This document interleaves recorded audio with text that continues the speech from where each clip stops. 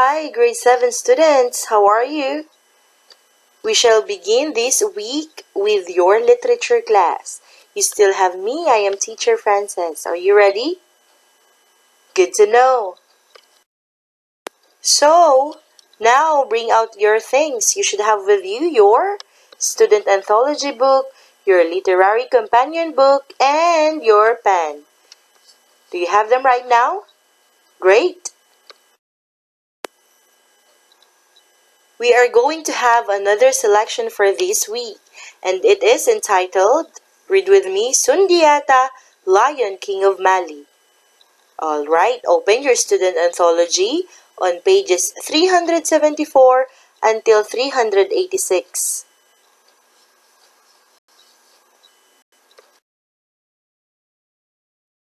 Let's have our review first. Remember our 3 articles last time? What are those again? Alright, we have Peculiar Pluto. In a planet or not debate, some experts say, long live planet Pluto and why Pluto is not a planet.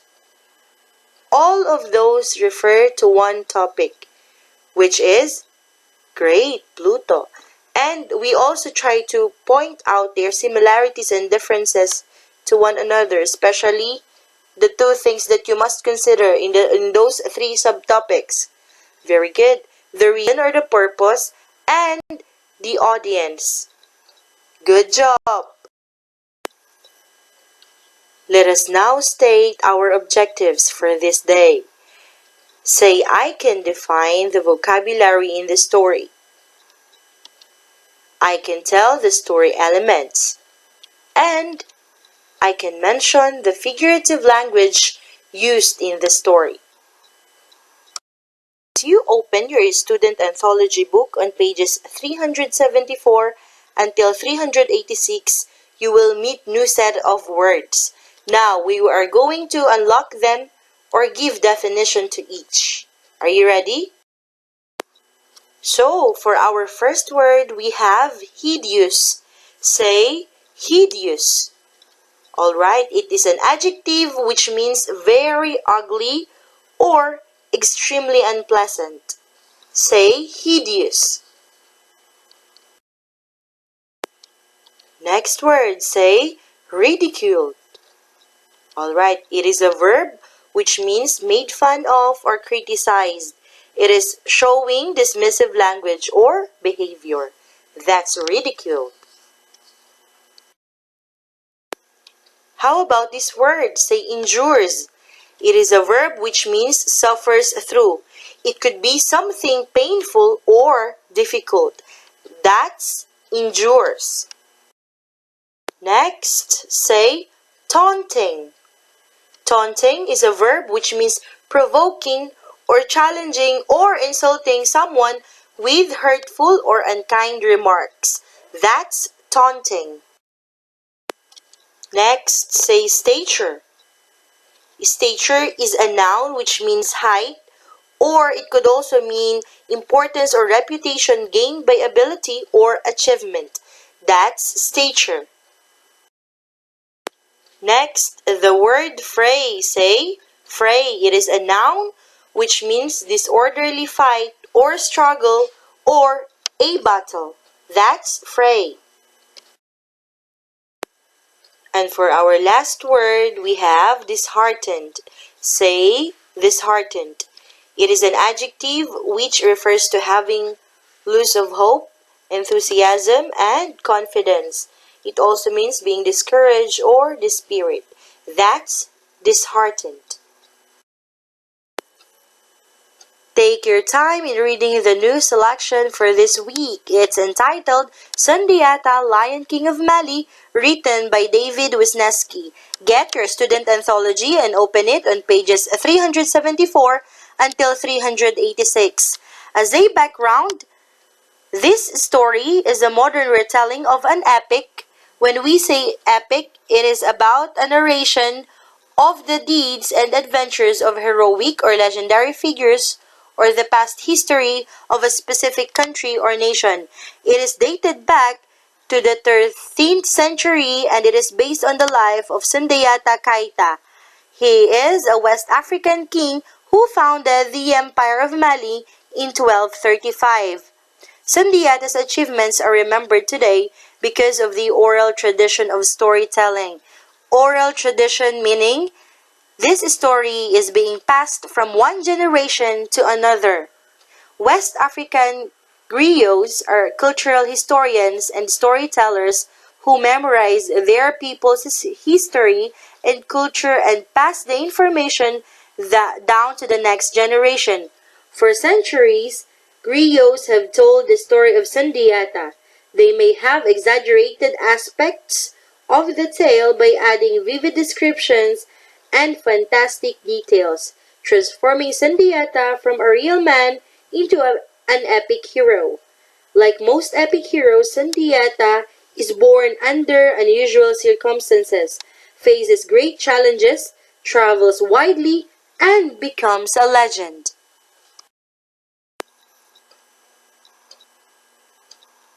Alright, I am very sure that you've enjoyed the story of Sundiata.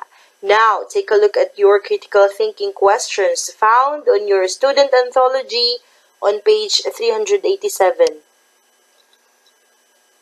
Have you found it? For the first critical thinking question, reread the first two paragraphs of the story and then answer these. First, who is telling the story of Sundiata? How can you tell? And on the second one, how does this introduction help set up the story? Take your time in answering. Write your answer on the space provided for you. So, it could be, the griot tells the story. The speaker says, for we are griots, and explains the important role griots play. When we say griots again, these are the cultural historians and storytellers who memorize their people's history and culture and pass the information down to the next generation. And for the second one, the griot's introduction helps establish that the story of Sundiata is very old and will be a legendary figure. As what is being said in the story, overcome all things to walk with greatness. For the second one, interpret. An epithet is a descriptive, often poetic word or phrase used to characterize a person, place, or thing. Sundiata is referred to the epithets, the Lion King, and son of lion and buffalo. So the first question, what do these epithets tell readers about Sundiata's character? And for the second one, how do these epithets add the tone or feeling in the story? Take your time. So, for the first one, the epithets tell readers that Sundiata is not an ordinary character. Why? Alright, he has the qualities associated with these animals. Like a lion, Sundiata is big, brave, and majestic. Like a buffalo, he is strong and courageous, or very brave. And for the second one, how do these epithets add the tone in the story? Alright, the epithets add a sense of majesty and power to the story. Now, let us try to compare. The story presents several different perspectives on Sundiata as he is growing up. How do Sundiata's father, Balfasier, and the king's first wife, Sasuma Bere, view Sundiata? Write your answer. Alright, the king loves his son but is disappointed that the boy can't walk or talk. The narrator says, the king is despaired. This shows that he is very sad and worried, thinking about at first for Sundiata's abilities. So, Balfasier, however, has faith in Sundiata from the beginning. Alright, from the start or from the onset of the story. He tells the king that Sundiata will grow in his own time, not yours. He compares Sundiata to a great Very good. Grade 3. Suggesting that he will be tall and strong. And how about for Sasuma Beret? So at first, Sasuma Beret mostly views Sundiata as a threat to her own son's place in the family. And so she tries to have him killed. Let's move on with our number 4, analyze. When Sundiata is called back to his homeland, his mother tells him, "The moment has come. Your destiny is about to be fulfilled." First question, what is Sundiata's destiny and how does he fulfill it? Second, how does the statement by Sundiata's mother's help build suspense? And for number 3, you as a reader, did you think that Sundiata would fulfill his destiny? Why or why not? Think about your answers. Great. So, for the first one, Sundiata's destiny is to become the leader of his people.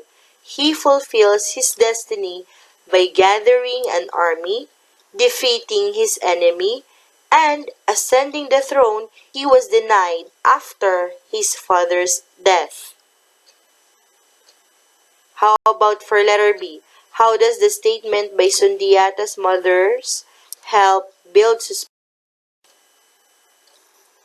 So, the statement builds suspense because Sundiata has been exiled for years. Although he has grown strong and wise, it's still not clear that he will defeat his enemies. How about you as a reader? Do you think, will he fulfill his destiny or not? Alright, it could be, I always thought that Sundiata will fulfill his destiny because the seer said that only Sundiata can save Mali and because he is called the Lion King. When? At the beginning of the story. Great. For number 5, evaluate. At the end of the story, Sundiata announces, "Now I return as your king. Henceforth, none shall interfere with another's destiny. You, your children, and your children's children shall find their appointed place within this land forever." So there are 2 questions. Why was this likely a satisfying ending for audiences when the story was first told centuries ago? And the second one, do you think it is a satisfying ending for modern audiences? Why or why not? Think about your answer. Alright, for the first one, it could be, the real Sundiata's victory was probably still fresh in people's minds and they probably enjoyed the happy ending for their people. Sundiata's message about the people's future was likely very encouraging or motivating, isn't it?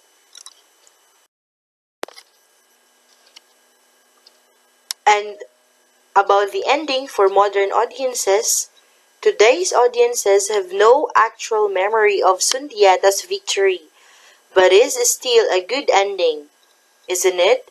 Sundiata's return to the throne is very inspiring. It sends the message that even if people suffer and endure hardship, they can still what? Great. Succeed in the end. And for the last one, we will try to draw conclusions. At the beginning of the story, the griot explains that by telling their stories, griots serve kings with the wisdom of history, bringing to life the lessons of the past so that the future may flourish. What do you think is the lesson of this story? Think about your answer and start writing it on the space provided for you. Alright, it could be, the lesson is that people should look beyond surface characteristics. What are those surface characteristics? It is how someone looks or talks, to make judgments about others. The story also teaches us that living one's life by certain values, what are those values again? Just like what you are studying in the school. Being courageous, being patient, being honest, all right, can lead to positive future. Good job, grade 7. And now for your second day of literature class, for your Monday activities, you have to open your student anthology on pages 234 until 235. Are you with me now? Grade 7, are you now on the page? Great. We have the reading skill, analyze figurative language. Let us read the text. Figurative language is not meant to be taken literally. Storytellers use figurative language to make interesting connections and to describe characters and events in vivid, imaginative ways. For short, figurative language serve as colors to the writing or to the story. Okay? It uses words or phrase to make the writing or the story more colorful. Got it? Let's take a look at the examples. We have example number 1. Let's read. How small the seed from which a great tree springs, counseled the king's griot, and what storms the first sprout endures. Sundiata will grow in his own time, not yours, great king. So, from this example number 1, there are comparison, right? Comparisons of what? Sundiata to a seed and sprout that will become a tree. Good job. And that is the first figurative language in this story. Say metaphor. Okay, teacher, what is a metaphor? When we say metaphor, it is a comparison, a direct comparison, just like what I've told you. Got it? Sundiata and seed and sprout. It is a comparison between two unlike things in which one thing is described. So Sundiata is described as if Sundiata were the other, the seed and sprout. Got it? So we have metaphor. Say metaphor. Like a seed, Sundiata has much growing to do before matures. Like a sprout, as he grows, Sundiata will experience storms, not the literal storms, but challenges. This figurative language will help us understand Sundiata and his challenges. Understood? Alright. Let's read the example number 2. One day, frantic messengers pleaded to speak with Sundiata. Son of lion and buffalo, they implored, return to your homeland. So in this, Sundiata is not literally the son of these animals, a lion and a buffalo. No. We use of the second figurative language, which is called a symbol. Say symbol. So technically, symbol means representation. The animals represent important character traits of his parents. Like a lion, Sundiata's father is a great leader. The lion, like his father. Got it? And for the buffalo, like his mother, who is strong and courageous or very brave. So the symbols, lion and buffalo, will help us understand Sundiata's character. Got them? Alright. So, from the texts that have been lifted up from our story this week, we identified 2 figurative language. What are those again? If it's a direct comparison, it is correct, metaphor. How about if it's a representation of something? Great, it is symbol. Okay, so let's try to put them in the box, in the column. We have the example number 1 and example number 2. So for our figurative language metaphor, we have how small the seed from which a great tree springs, and what storms the first sprout endures. It is a metaphor which means, in spite of challenges or problems, Sundiata will grow big and strong. How about for our example number 2?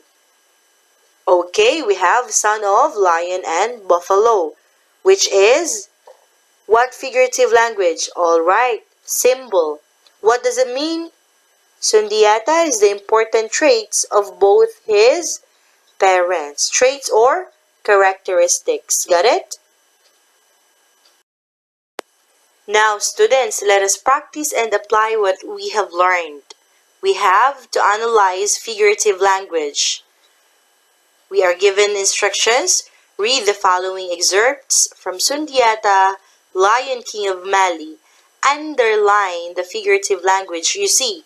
So what are those two again? We have the direct comparison called, very good, metaphor. How about the representation? We have symbol. Okay, let's read the first one. For 7 years, the family traveled the harsh road of exile, journeying through forest and plain, from kingdom to kingdom. Think, where is the figurative language here? Make a line. Good job! We have the harsh road of exile. How about for the second box? Filled with pride, Sasuma lost no time in taunting Sundiata's mother. It would seem that a walking boy is better than a crawling lion. Where is the figurative language here? Good job! We have crawling lion. And for the third one, soon a mighty host covered the savannah, and the thunder of hooves could be heard many miles away. So where do you think is the figurative language? Alright, we have the thunder of hooves. Good job, grade 7. After we have underlined the figurative language, we are going to complete the chart. From the examples that we have underlined, we are going to identify the type of figurative language and what does it mean. Are you ready? Okay, for the first box, we have the harsh road of exile. What is that? Metaphor or symbol? Very good. It's a metaphor. And what does it mean? It means Sundiata's exile involves difficult journeys. Difficult is same or synonymous with the word harsh.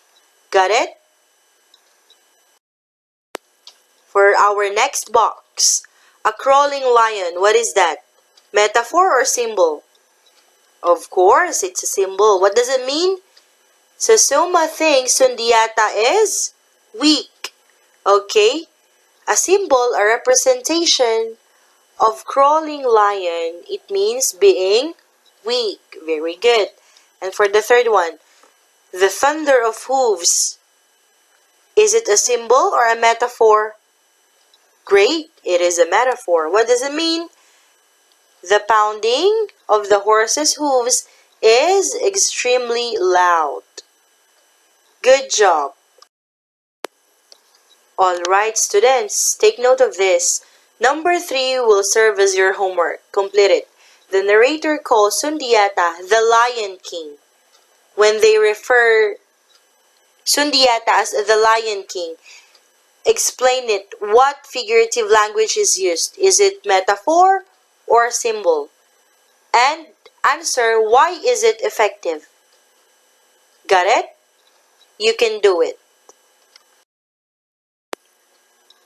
Alright, students, for our wrap up, remember these points. First, what a figurative language is. Okay, and that is, this is the use of words that should not be taken literally. They serve as colors in writing or in story, right? And we have two kinds of figurative language that have been used in the story. We have, alright, metaphor, which is what? Great, direct comparison. And symbol, which is representation of something. And don't forget your homework, found on page 235, number 3. You can do it. Have a good day, grade 7. Thank you for listening. This has been Teacher Frances. Bye!